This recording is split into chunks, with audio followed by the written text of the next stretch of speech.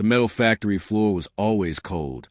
Even in summer, a vast industrial cavern where the clang of machinery echoed off concrete walls, and the smell of oil and hot metal hung in the air like a physical presence. Margaret Ruth Kleinfeld stood at her workstation in the assembly line, her hands moving with practiced efficiency as she installed fuel line connections into Panzer tank engines, and tried not to think about where these machines would go, what they would do, who they would kill. It was September 1943, and she'd been working in this converted locomotive factory outside Brussels for 18 months, one of hundreds of forced laborers conscripted by the German Occupation Authority to support their war machine. She was 32 years old, an American who'd ended up on the wrong side of the Atlantic when the war began, and she carried in the pocket of her work coveralls a pair of knitting needles that the SS guards found endlessly amusing. They'd laugh when they saw her during breaks, sitting in the corner working on a scarf that never seemed to get any longer, making jokes in German about the foolish American woman who thought she could knit away the war. They had no idea those needles were weapons, carefully sharpened and modified, designed for a purpose that had nothing to do with yarn and everything to do with resistance. Margaret hadn't planned to become a saboteur any more than she'd planned to be trapped in occupied Belgium. 5 years earlier, she'd been a chemistry teacher at a girls' school in Milwaukee, living a comfortable middle-class life of lesson plans and weekend socials, engaged to a fellow teacher named Robert who proposed on a picnic overlooking Lake Michigan. But in the summer of 1938, she'd accepted a position teaching at an international school in Brussels, lured by the promise of adventure and the opportunity to experience European culture before settling into married life. Robert had been supportive, seeing it as a brief interlude before their wedding, planned for Christmas 1939. Margaret had arrived in Brussels in September 1938, full of excitement and optimism, ready to spend a year abroad before returning home to start her real life. She had no way of knowing that year would stretch into 5, that she'd never make it back for that Christmas wedding, that the life she planned would be consumed by a war that transformed her from a teacher into something far more dangerous. Before I take you deeper into Margaret's story, into the choices she made, and the price she paid for them, I want to acknowledge something important. I know that our audience is made of intelligent and discerning people like you, individuals who understand that true history isn't found in textbooks alone, but in the untold stories of ordinary people who became extraordinary when circumstances demanded it. If you value content that brings these hidden narratives to light with the depth and authenticity they deserve, please subscribe to our channel. Your support allows us to continue honoring these forgotten heroes. Now, let me show you how a chemistry teacher from Milwaukee became one of the most effective industrial saboteurs in occupied Belgium, and how a simple pair of knitting needles became instruments of resistance. When Germany invaded Belgium in May 1940, Margaret had been teaching in Brussels for nearly 2 years. She'd grown to love the city, with its cobblestone streets and Art Nouveau architecture, its café culture, and its mix of French and Flemish traditions. She'd made friends among the Belgian teachers, had started dating a Belgian engineer named Antoine who made her laugh and talk about showing her all of Europe's wonders. She'd become fluent in French, passable in Flemish, comfortable in her adopted home. The invasion shattered all of that in 18 days of brutal warfare that left Belgium occupied and its people stunned. The international school closed immediately. Most foreign nationals evacuated or were helped to escape by their embassies. But Margaret, in a decision she would replay in her mind 1,000 times, had chosen to stay. Antoine's family had a farm outside the city, where they thought they could wait out the occupation safely. He'd begged her to come with them, promised they'd be safe, promised they'd survive together. And Margaret, who'd fallen in love with this country and this man, who couldn't bear the thought of fleeing while people she cared about remained behind, had said yes.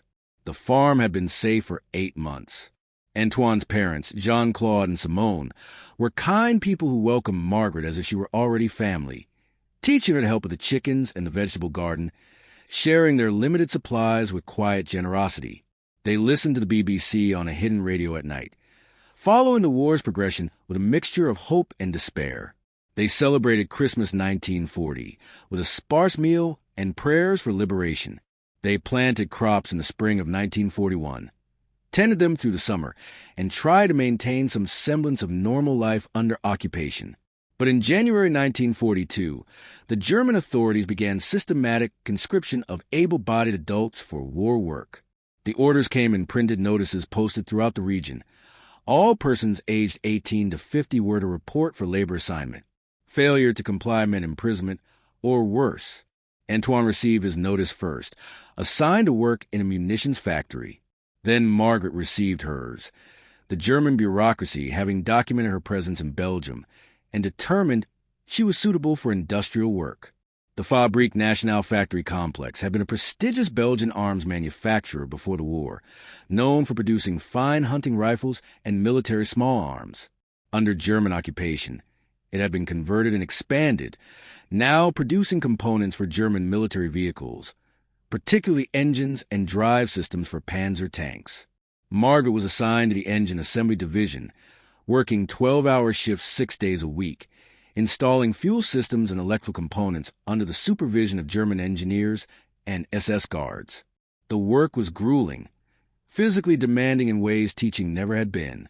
Her hands, used to holding chalk in test tubes, developed calluses and burns from hot metal. Her back ached from standing all day. Her lungs struggled with the chemical fumes and metal dust that filled the factory air. But the physical toll was nothing compared to the moral weight of knowing she was helping to build machines that would kill Allied soldiers, that every engine she assembled perfectly was one more Panzer that would roll into battle against troops who might include Americans, might include boys from Milwaukee who'd sat in classrooms like the one she used to teach in. The other workers felt it too, this crushing moral burden. The factory employed over 2,000 forced laborers, a mix of Belgians, French, Dutch, and a scattering of other nationalities caught in the occupation's net. They worked in sullen silence, doing the minimum necessary to avoid punishment, finding small ways to resist when they could. Tools went missing. Measurements were deliberately imprecise.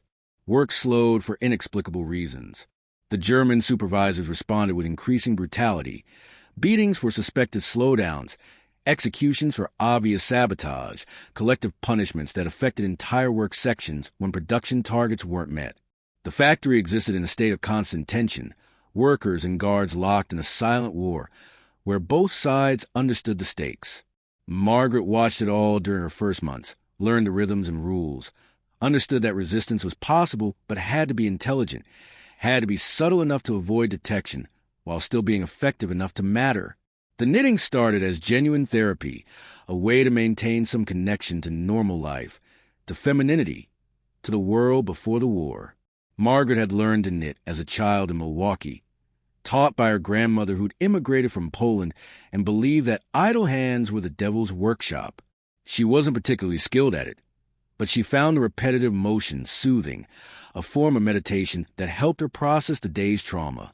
She'd managed to obtain yarn through the black market, trading food rations for rough wool, and she'd fashioned needles from scraps of metal she found around the factory. She worked on her knitting during the 20-minute lunch break, sitting apart from the main groups, creating scarves and socks that she gave away to other workers or traded for extra food. The SS guards noticed her knitting early on, and they found it hilarious. Here was this American woman, trapped in a war factory, knitting like someone's grandmother, as if creating a scarf would somehow protect her from the reality of occupation. They'd call her Oma, grandmother, and laugh. They'd make jokes about her knitting tank cozies. They'd mock her in German, assuming she didn't understand their language well enough to catch the crude innuendos. Their contempt was complete, their dismissal absolute, which made them blind to what she was really doing. The idea for using the knitting needles as sabotage tools came from her chemistry background and a chance observation. Margaret had been assigned to install fuel injection systems, a precise task that required connecting fuel lines to injectors with specific torque settings and seal placements. She'd noticed that the tolerances were tight. Even small deviations in the fuel line connections could cause engine problems, though they wouldn't show up immediately during factory testing. The engines were run briefly in the factory to verify they started and produced power, but full performance testing happened elsewhere, at proving grounds or after installation in actual tanks. A fuel line that was slightly compromised, that would develop a leak after hours of operation under battlefield conditions, would pass initial inspection but fail catastrophically later. And Margaret realized she could create those precise, subtle flaws using tools that were always in her pocket, always overlooked, always dismissed as harmless, her knitting needles. The needles she used weren't ordinary. Margaret had carefully modified them using her access to the factory's metal shop, sharpening the tips to fine points, creating small serrations along the shaft, hardening the metal through heat treatment she performed during night shifts when supervision was minimal. They looked like knitting needles, would function as knitting needles if someone tested them, but they could also be used to score the inside of fuel lines in ways that would weaken them without causing immediate failure. A small scratch in the right place, invisible from the outside, would develop into a stress fracture after thermal cycling and pressure changes. A tiny puncture in the seal would create a slow leak that wouldn't appear until the engine operated under load. Margaret's chemistry knowledge told her exactly where petroleum products would degrade rubber seals, exactly how metal fatigue progressed, exactly what kind of damage would be subtle enough to escape inspection, but severe enough to cause failure in the field. The first sabotage was terrifying. Margaret had spent a week planning, observing the inspection procedures, understanding where the German quality control officers looked and what they checked. She'd identified a moment in the assembly process where she had 3 minutes alone with a completed fuel system before it moved to the inspection station. Her hands had shaken as she'd reached into her pocket, extracted a needle, and made 3 precise scratches on the interior of a fuel line connection, then a small puncture in the seal that would only reveal itself after heat expansion. The whole operation took 90 seconds. She returned the needle to her pocket, stepped back, and watched the engine move down the line to inspection, where it passed with approval. That engine would be installed in a Panzer tank. That tank would be shipped to the Eastern Front or North Africa or wherever the German army was fighting. And somewhere, sometime, probably in the middle of a battle or a crucial advance, that engine would fail. The tank would stop, become a useless metal box, maybe force other tanks to stop and assist, disrupt operations, cost the Germans time and resources and tactical advantage. One small act of sabotage, multiplied across enough engines, could have real strategic impact. The guilt came immediately and stayed forever. Margaret understood intellectually that sabotaging German war machines was justified, was necessary, was her duty as an American and as a human being opposed to fascism. But emotionally, she couldn't escape the knowledge that her sabotage might get people killed. Tank crews were soldiers, yes, but they were also young men following orders, many of them conscripts who had no more choice about being the Wehrmacht than Margaret had about working in the factory.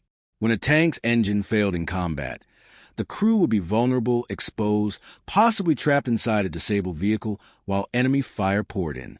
Margaret's sabotage didn't discriminate between convinced Nazis and reluctant soldiers, between war criminals and ordinary men who just wanted to survive and go home. The moral calculation was impossible. Was it worth killing 5 tank crewmen to potentially save 20 Allied soldiers? Was any of this justified, or was she just adding more death to a war already drowning in blood? She had no answers, only the cold knowledge that doing nothing was also a choice, and one she couldn't live with. Over the following months, Margaret developed her technique, refined her methods, learned to vary her sabotage so patterns wouldn't emerge. Sometimes she damaged fuel systems.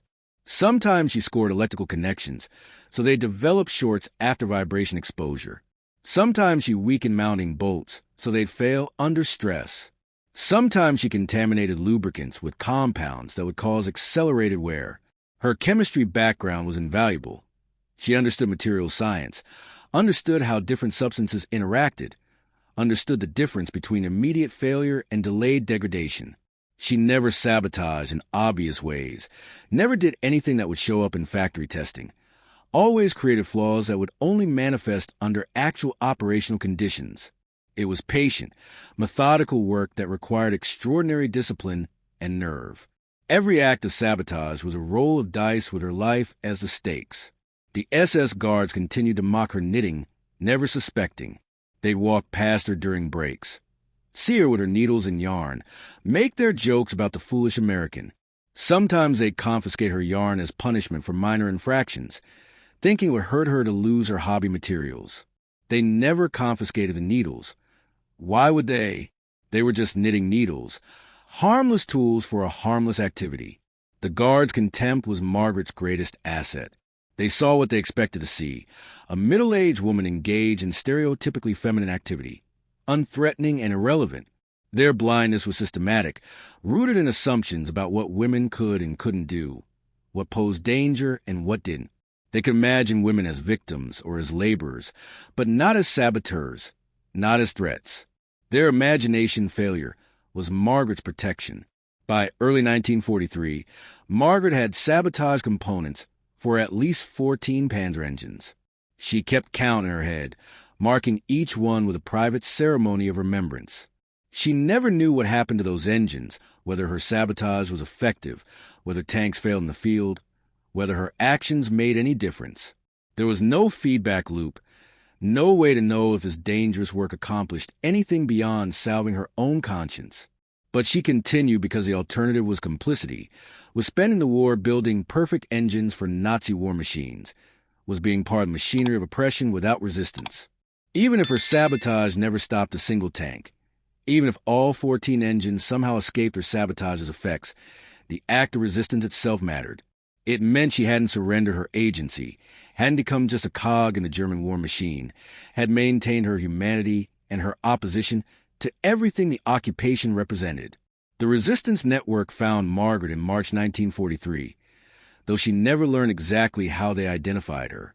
A Belgian worker named Michel, who worked in the electrical systems section, approached her during a lunch break and said quietly in French, "We know what you're doing with the fuel systems. We want to help." Margaret's first instinct had been denial, terror that she'd been discovered, visions of arrest and execution. But Michel had been persistent, had proven his own credentials by describing sabotage he and others were conducting, had explained that there was an organized resistance cell within the factory coordinating efforts to maximize damage while minimizing risk of discovery. Working together, sharing information, we can be more effective, he'd said. We can target specific production runs, can ensure that sabotaged engines go to crucial units, can coordinate with Allied intelligence so they know which German formations will have reliability problems. The offer was tempting but terrifying. Working alone, Margaret's risk was limited to herself. Joining a network meant trusting others with her life, meant increased communication that could be intercepted, meant more opportunities for discovery. But it also meant her work would have greater impact, would be part of a coordinated effort rather than isolated acts of desperation. Margaret had taken a week to decide, observing Michel, evaluating the risk, try to determine if this was genuine or a trap. In the end, she'd accepted because isolation was its own kind of death, because even in resistance she'd been alone, and the opportunity to work with others who understood, who shared the burden, was too valuable to reject. She joined the network, learned she was one of 11 saboteurs working at different points in the production line, learned that their efforts were being documented and reported to Allied intelligence through underground channels. The network operated with strict security, cell structure, limited information sharing, no real names. Margaret became l'Américaine in their communications, identified only by her role and nationality. She never learned Michel's real name, never knew the identities of most of the other saboteurs. It was safer that way, meant that if one person was captured and tortured, they couldn't betray the entire network. The network's coordination made Margaret's work more effective, but also more dangerous. They identified specific production runs designated for elite SS Panzer divisions, for units being prepared for major offensives, for equipment going to crucial sectors.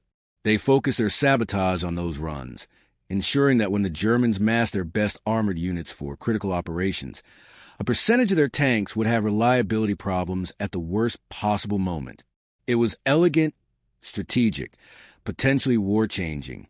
But it also meant patterns might emerge, might be noticed, might lead German counterintelligence to start looking for systematic sabotage rather than random quality control failures. The network balanced on a knife's edge, try and cause maximum damage while maintaining their cover. In June 1943, their worst fears materialized. A Panzer division preparing for operations at Kursk experienced an unusual number of engine failures during pre-battle maintenance. German engineers investigated, discovered evidence of deliberate damage, and concluded sabotage was occurring at the manufacturing level. The response was swift and brutal. The SS arrested 50 factory workers essentially at random, Men and women pulled from the production line based on nothing but suspicion and proximity to the affected assembly sections. They were interrogated, tortured for confessions, executed when they wouldn't or couldn't provide information about sabotage networks. Margaret watched it happen, watched workers she knew dragged away, heard their screams in the interrogation rooms the SS had established in a converted office section, saw their bodies hanging from the factory gates as warnings. She waited for her own arrest, certain her name would be on some list, certain Michelle or someone would break under torture and reveal the network. But somehow, impossibly, she wasn't taken. The SS investigation was brutal but scattershot, based more on intimidation than evidence. They were looking for conspiracies, for large organized networks. They weren't looking for a middle-aged American woman with knitting needles. The executions broke something in the network. 3 of their members were among the dead, 2 others arrested and presumed compromised.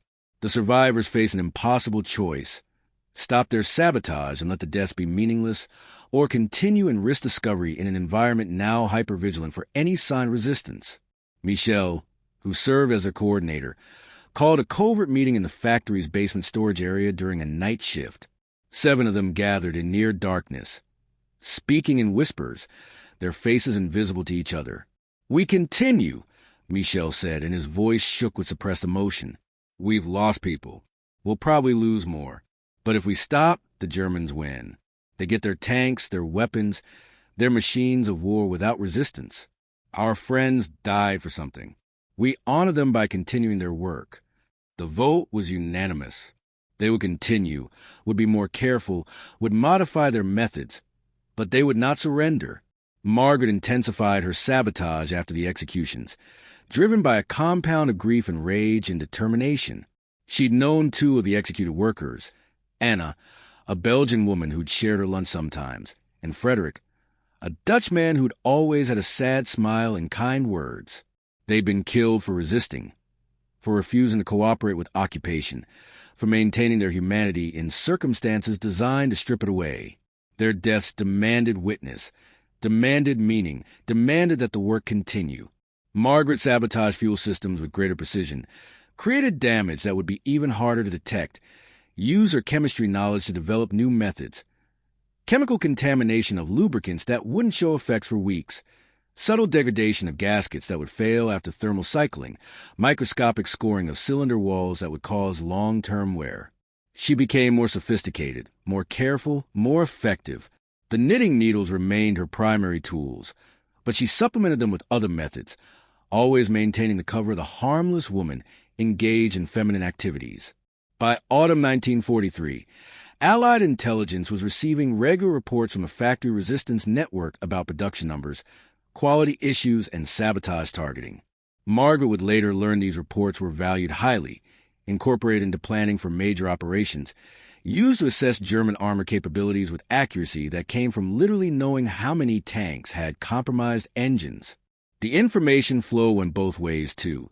The network occasionally received requests from Allied intelligence for specific types of sabotage or for confirmation about German production rates. It was extraordinary, dangerous, a shadow war conducted through encrypted messages and courier networks that stretched from a Brussels factory floor to intelligence offices in London. Margaret was part of something much larger than her individual resistance, part of a web of opposition to Nazi occupation that spanned occupied Europe. The winter of 1943 to 44 brought new dangers and new losses. The Gestapo intensified their counterintelligence operations throughout Belgium, hunting for resistance networks with increasingly sophisticated methods. Michel disappeared in December, arrested in a sweep that took dozens of suspected resistance members. The network lost its coordinator, lost its communication channels, fragmented into isolated cells that could no longer work in coordination. Margaret continued her sabotage alone again, back to being a solitary actor without the support or strategy of the network. The isolation was crushing after months of shared purpose. She didn't know if her sabotage still mattered, if anyone was receiving information about it, if the larger resistance even still existed. She continued because stopping felt like surrender, because as long as she worked in that factory building Nazi war machines, she had to resist in whatever way she could. Antoine was arrested in January 1944, taken from his own factory assignment on charges of distributing resistance literature. Margaret learned about it through whispers in the factory, heard that he'd been sent to a German concentration camp, heard rumors that he might already be dead. She had no way to confirm, no way to reach him, no way to help. The grief was paralyzing. She'd loved him, had imagined a future together after the war, had held on to hope even through the darkest times. Now that hope was gone, replaced by helpless rage and agonizing uncertainty. She channeled it all into her sabotage, worked with desperate intensity, as if destroying enough Panzer engines could somehow save Antoine, could somehow make the occupation end, could somehow turn back time to before the war when life had been about teaching chemistry and planning a future that now seemed impossibly naive. The D-Day invasion in June 1944 changed everything. News spread to the factory in excited whispers. The Allies had landed in Normandy. Liberation was coming. The war might actually end. German supervision became more erratic, guards more nervous, production quotas more desperate as the Reich tried to maintain equipment flow to armies now fighting on multiple fronts. The factory operated around the clock. Workers pushed to exhaustion, accidents increasing, quality control declining.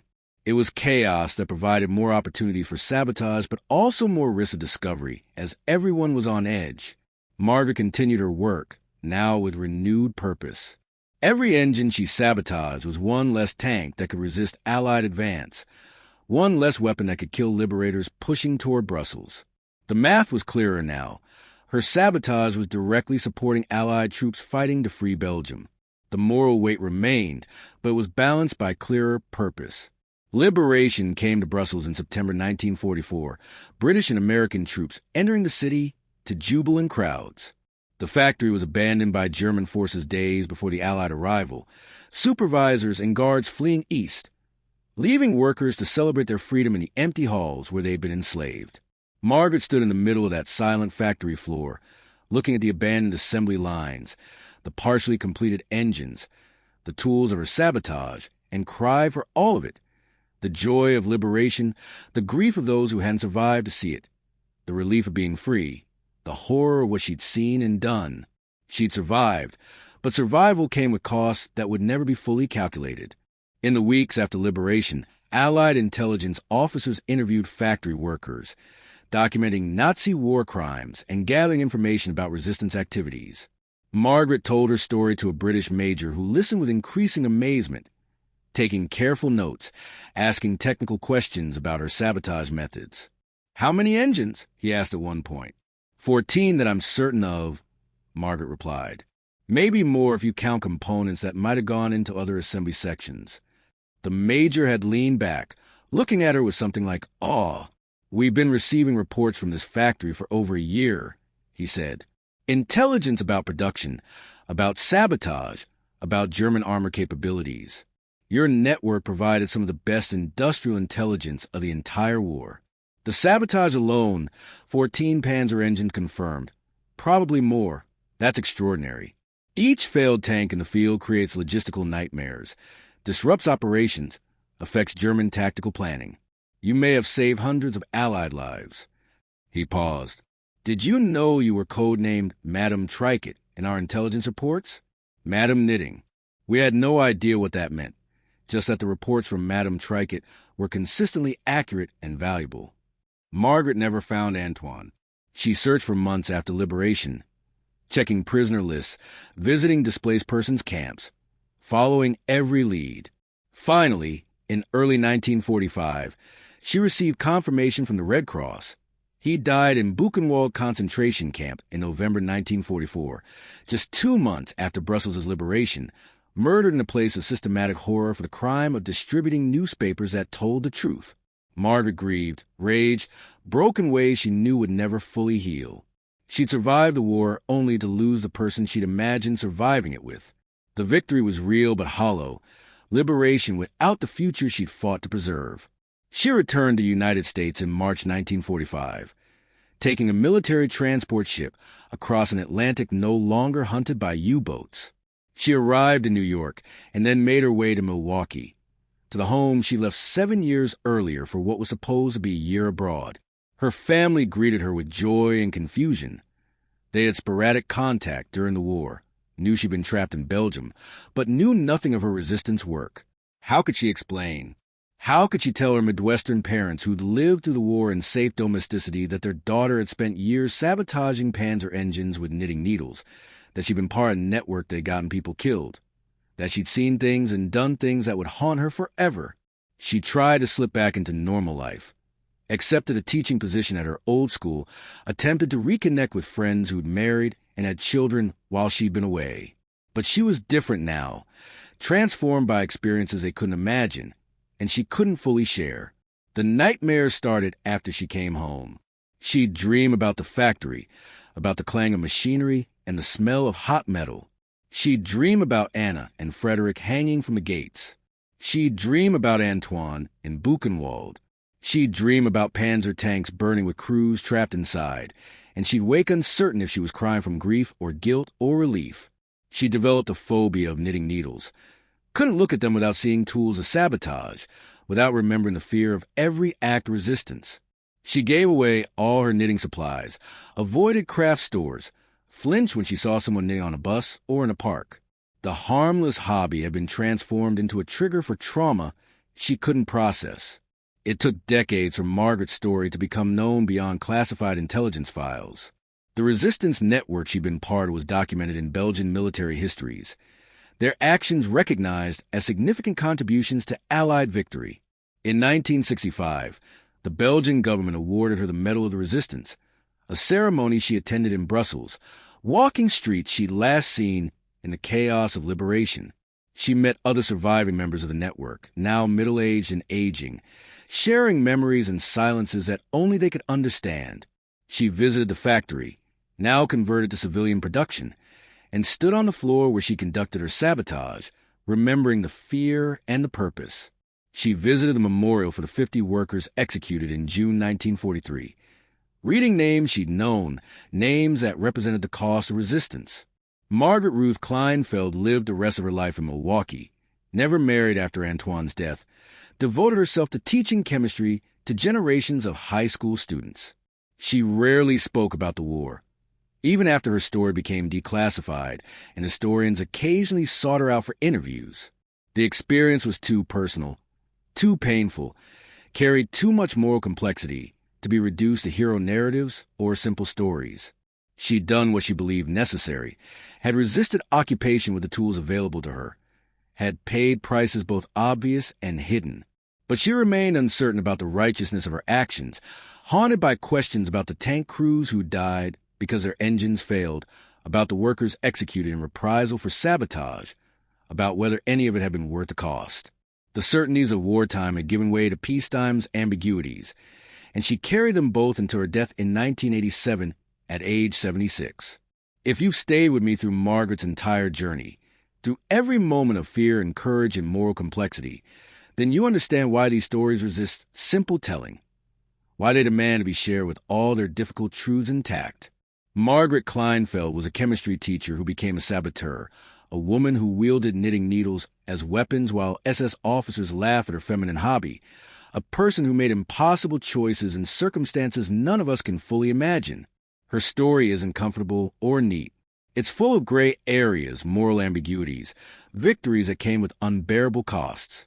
But it's real, it's human, and it matters. If this story moved you, if it made you think about the nature of resistance and the price of conscience, please take a moment to like this video. Your engagement helps these complex histories reach people who need to hear them. And if you've been with me until the end, if Margaret's story resonated with something in you, leave a comment saying Needles of Resistance. It helps me know these stories are landing with audiences who truly value historical truth in all its complexity. There are more stories waiting to be told, more forgotten heroes whose actions shaped our world in ways both visible and invisible. The next video explores another remarkable woman whose courage changed lives in ways no one could have predicted. Thank you for honoring these difficult memories with your time and attention.